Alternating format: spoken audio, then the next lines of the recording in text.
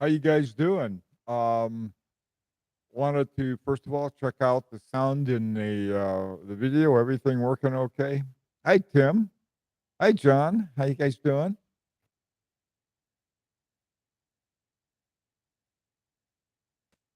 You're late. No, I'm not late. 8 o'clock. I, sometimes it's a good idea to, as a general comment, you're late. You might be right, but not today. I'm on time.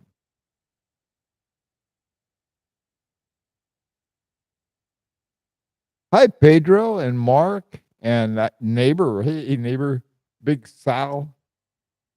How you guys doing? Sound and picture A1. Great. That is good to hear. Hi, Rel. Okay. What I wanted to talk about today were is our watches under $10,000 that have some really interesting horology to them. I have on my FP Journe resonance today as something that's very interesting horology in the two watches that come together to form a resonance. But that's really not what I want to. I mean, that that's the kind of thing I want to talk about, but not that in particular. Any kind of innovation that you think. You're getting some echo. Okay, let me see if I can turn down the reverb a little and see if it's any better. Okay, is that any better? Did that change down the echo some, Pedro? Hey, Websy, an acquired taste. Indeed, indeed. It's worth. Uh-oh. How about now? Is this any better? Okay. Yes, no. How's the reverb? I've got one button to push here for the reverb. And not yet. Okay, I'll keep going. Now this ought to be pretty bad, right? This should have a lot of echo. Okay, so down one more. Okay, is the reverb still there? Lots of echo still. Okay, let me try some more. How about that?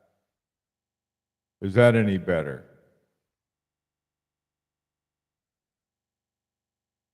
Yes. No. Yeah. There's going to be some echo because this gizmo that I got here does that. Hang on. Let me see. Maybe I can turn it down some other way. Sounds like you're in a cavern. I'm in a cavern. We'll have scary watch stories. Okay, one more. This is the one that we found to be the best before. Is that okay now?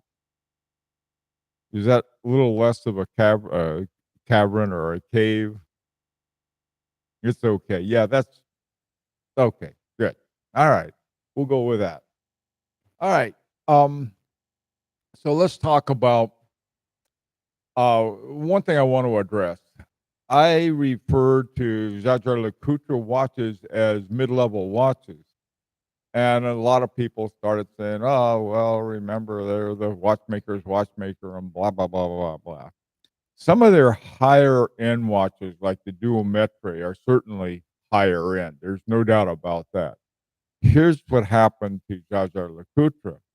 They were bought by Richemont, and a lot of the more innovative aspects of Jaeger-LeCoultre were taken out. For example, they removed the entire line of the geophysic line. One of the most interesting watches they had, it wasn't very interesting just sort of on the dial, but it was very interesting as far as horology was concerned, was their true second. The mechanism that they made for that was really, but that was part of the geophysic line. People weren't as enthralled with it as Richemont wanted them to be, and so they cut them. And so, what you really have, the reason it's mid tier is that that doesn't mean they're bad watches by any stretch of the imagination, but you have to understand the history of any watch company. What they were during their heyday versus what they are today often aren't the same, and especially being taken over by these big corporations like Richemont and Swatch, and now I think we're seeing a lot more of that by LVMH. So that's the kind of thing that I think is to understand. Now, when we're talking about mid tier, what are we talking about? Top tier. You take a look at most of the independents. You look at F.P. Journe and Kari Voutilanen and Laurent Perrier and Gervais Force, Gronfeld. Now they don't, in terms of the volume of watches, they don't have that many. Uh, but then you look at ones that are sort of seem to be bringing up in terms of both horology and a lot of other things. You have H. Moser. You have Allanga. Now, Allanga is owned by Richemont, and a German friend of mine who is very much a Allanga fan. He feels the same thing happened to them, at least as far as innovative horology is concerned. So don't get me wrong. To call something mid-level doesn't mean every watch they have or have ever had are mid-level, and that's certainly not the case with Jaeger-LeCoultre. But there's been a lot of pressure that if you look at the sales figures, most of the sales have been for reversos, for masters, not the master control, but just the masters. Oh god, there's another one. I forgot the name of it, but they're definitely more mid level, not bad watches by any stretch of the imagination. So for those of you who were felt that, oh, you're calling Jaeger-LeCoultre mid level, not because their past indicates that, and not because some of their top models, like the duometry, aren't spectacularly top top level, top drawer, if you will. So I just wanted to clear that up so that people didn't feel that I was downgrading a very good watch company. And like I said, was I first watch, really good watch I got my wife was a Reverso, and that thing, very good watch. Okay, so that's with that. Um, okay, how do you define interesting? Oh, I was going to say something other than your typical wheel train. Okay, if you want to go through your like standard horology, what do you have? You got your barrel, undoing the mainspring, going down through the wheel train to the escapement, hammer and pallet fork, and your mainspring, not your mainspring, but your hairspring, and your balance wheel. Okay, just those straight things. Now, interesting horology would be something like, well, what about a Rematoy Galate? What about dual barrels and parallel? Some other kinds of things that work on the constant force, or something like you have the Agan A's gearing with the springs in the teeth, or the Agan pit regulator that you can unscrew the couple screws and then regulate both the beat and the rate. Those are all interesting horology. Now, they may not be as interesting as some others, um, but like to me, a dual barrel in parallel is one of the most interesting uh, kinds of of horology. And where do you see it? Well, I mean, there are not many watches under $10,000 that have that. There are some, but not a lot. So let's hear what you guys have to say. Lots of echo. Okay, live with the echo, you guys. That's the best I can do. How about if I back away a little? Is there less echo now? Okie doke. How you doing, Brian? Brand the digits. What's your opinion about Polaris? That was the other one. Polaris is, see, you have some really good watches, just plain out flat, good good watches in Jaeger-LeCoultre. Polaris is another example. That was the other line I was trying to think of. the and so the question is that, which ones do they have, like, under 10,000? That is interesting, that they had at one time, they had true seconds, and a very interesting horology in it. I think you find interesting a lot of interesting horology under 10,000 in the Harbring too that we had the video about. So, this is the kind of thing I was looking for. Okay. So what do we have? Hey, Stephen, yo, what's up? Christopher Ward, Bel Canto, excellent example of that under 10. Yeah, they have very interesting horology. Um, if we overlook silicone Omega with coaxial, yeah, good point. That's an excellent point. If the coaxial is put in there by Swatch. I mean, not the coaxial, but the silicon. And I don't know. I think I've made my views on silicon abundantly clear, perhaps even too much so. But yeah, you got to look beyond that. I think a lot of times. Um, I don't know. I don't know what the yacht master's going for. Talking to a guy the other day who got a yacht master. I guess they are over 10,000. And man, I tell you, the regatta countdown in that is brilliant horology. It really is. That's something you guys oughta appreciate, especially if you're a Rolex fan. How you doing, Eric? Um, Grand Seiko caliber 9S A5 with dual impulse escapement.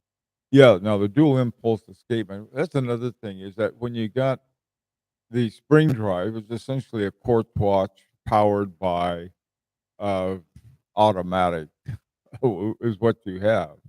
And so I'm gonna sort of leave that out, but you gotta say it, that brilliant technology. But so's a smartwatch, you know. Okay, let's see. Many watch snobs may not like the Grand Seiko spring drive. You know what you call a watch snob? Somebody's got standards, and suddenly they're a snob. Don't they don't. I don't know. I mean, I think a watch snob is anyone who doesn't recognize sort of back doors when they see them. Uh Nice to be able to get you online. Oh, good. I'm glad you're there, Caesar. When are you coming to surf in Bali? Oh, gee whiz. I don't know. 30 years ago. How's that? Oh man, that would be fun. I've got a son one of my sons who's the professor, and he has been surfing. I swear to God, all of his life, and he's still surfing. And he's not a kid anymore, but he loves surfing. I'll send him and his regards to you. First generation of coaxial Omega Seamaster without silicon. Yeah. Oh yes, Sal. Big Sal. This is another thing too. I'm glad you brought that up, Big Sal. There are a huge number of really excellent watches um, out there for a coaxial watch, for example. What is there right now beside Omega? Well, there's um, Roger Smith, but that's like way over 10,000. Hey, Peter. Um, Lane G39 with top grade Vaucher movement is quite interesting. Yeah, that's sort of a Vaucher movements are very much off the shelf, but they're very good movement. What would be the innovative aspect that they have in there that you would say, hey, that's an interesting horology on that.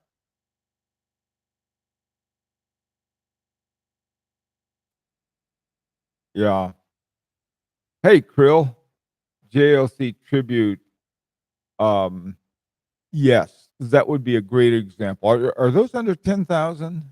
I think you can probably find them for under 10,000, but that's a great example. To me, the dual face is a very good example of really innovative horology. Um, I suppose the standard, what was really the standard with it had steel on one side and then a watch on the other.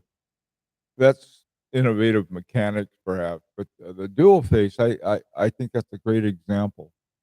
Hey, Terry Clifford Howard, under 10K last generation Parmigiani Kanda, absolutely. Um, I also have a Dorn Blue, quite passionate about. Yeah, those are nice. Those are nice watches. A higher end, you need is 6498. A thing about I like the 6498, especially the 6498-1 that clocks in at, 1.5 hertz.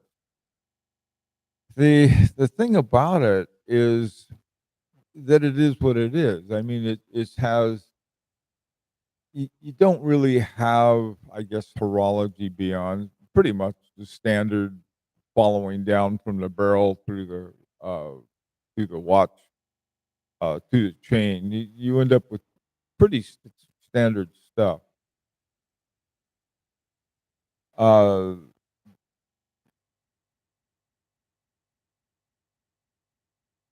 yeah, yeah, they have.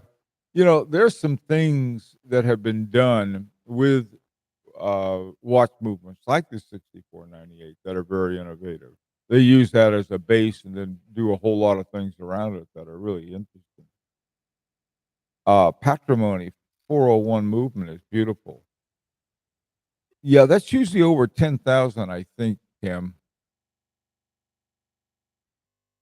Hey, hater, how you doing? Maurice Lacroix, Acron Automatic Mercury has hands that spin freely until you hold it upright to tell the time. Oh, how interesting! I didn't know about that. Wow. Yeah, Maurice Lacroix is one of those very surprising companies. Who was it? Some company that hired Armin Strom to do it. Was it Maurice Lacroix or was yeah, I think it may have been Maurice Lacroix who hired, Armin Strom to do their movement that became their own movement. Hey, JJ. Dual face 1.5 watts. You can convince yourself. Hmm. Um, certain brigade are very interesting. Yeah, again, I think Silicon Brigade, they have a lot of great watches. You know, I don't know if it's under 10,000, but I think one of the greatest buys right now, if you can find and you can, from the 1980s, find a Brigade, what would not as a vintage watch, but as sort of it was part of Brigade's sort of comeback, when they put, Daniel Roth in there. Hey, by the way, let me ask you guys what you think about this. Um What do you think about the LVMH plan, to sort of bring back the, Daniel Roth watches from the '80s? I'd really like to hear your opinion of that because here you've got, one of the top living watchmakers who's sort of been kicked around. They took his name, everything, and now LVMH is bringing it back. What do you guys think of that? I'm curious. Frederick Constant monolithic is pretty innovative. Versions sell for around 3K. I know that. What do what do they have, um, Caesar and Thomas and the Freddie, Constant, monolithic? What is the innovations they have? I know it's possible. Caesar, yeah, the Larique number 2, our Larique number 1, they're full of innovations. I think that they should have been priced at according to one Swiss designer I talked to who was our designer. He said most of the watch companies sort of up them by a factor of 6 after their production cost. So if our production cost for that first one was around 8,500, whatever 6 times 8,500 is what we should have had it listed as. Rebirth, is more like it. Yeah, I agree, Ranch. Rebirth of Brigade was under, Daniel Roth. But anyway, what I was gonna say is that, you can find any of the Daniel Roth, um, any of the Daniel Roth watches, I think from that period during the '80s, um, that when he was working for, the Chomet brothers at the Brigade those would be just, God, wonderful watches. The innovation there, I think, is in sort of reviving, uh, a nearly dead, uh, watch company. Let's see. Hey, James, what's up? Bon et Mercier models offer Jaeger-LeCoultre movements around, 3,400. Oh, that's a good deal. That's a very good deal. See, that's one of the things I think that people love Jaeger-LeCoultre so much for. I don't blame them. So do I. For for a long time, they had been making the movements for these top watches like Audemars Piguet, Vacheron Constantin, Patek Philippe, and then here's some guy comes along, calls them mid-level. I don't blame you for getting upset, but I think, if you look at the overall picture, yeah. If you look at the top watches, that they have at, Jaeger-LeCoultre, they're definitely, top drawer on that. Let's see.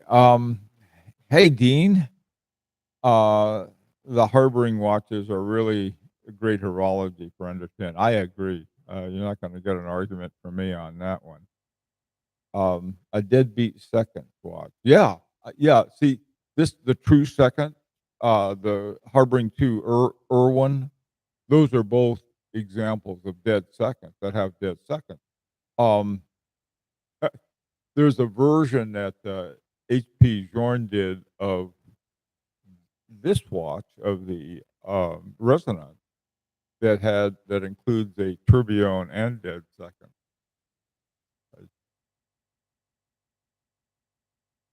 Hey, Stoneful, how's it going? Um, William from Talladega, Talladega, um, Alabama for NASCAR racing. NASCAR racing is a lot like uh, watch collection. Is that you look at something that goes around and around. Have a good time. Hey, Vince, how you doing? A bit of digression. To feel free not to answer, but what would Larique like to bring out if the budget was up to $25,000?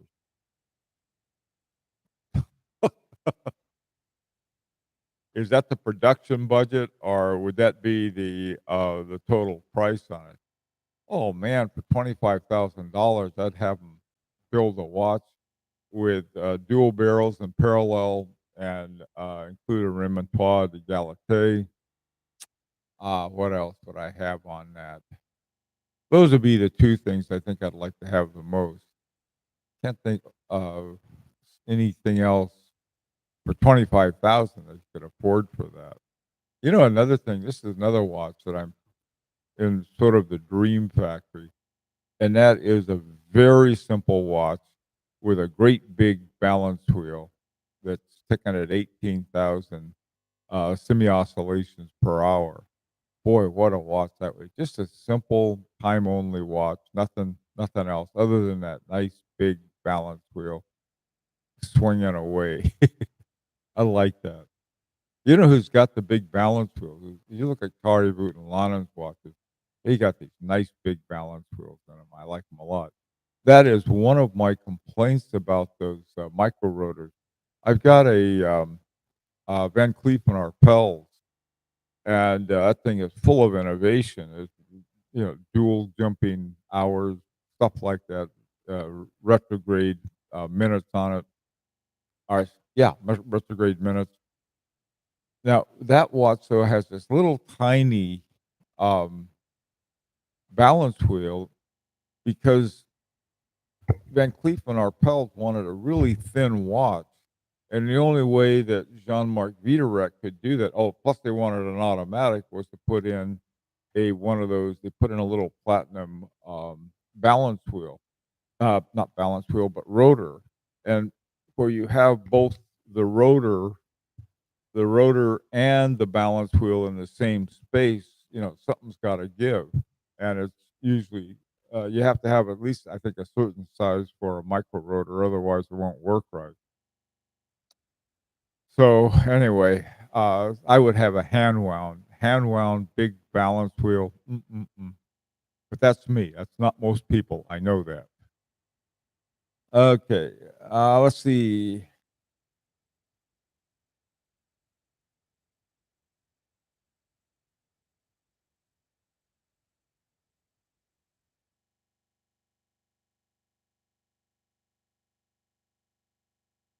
Yeah, hater, I wonder where they got that from too.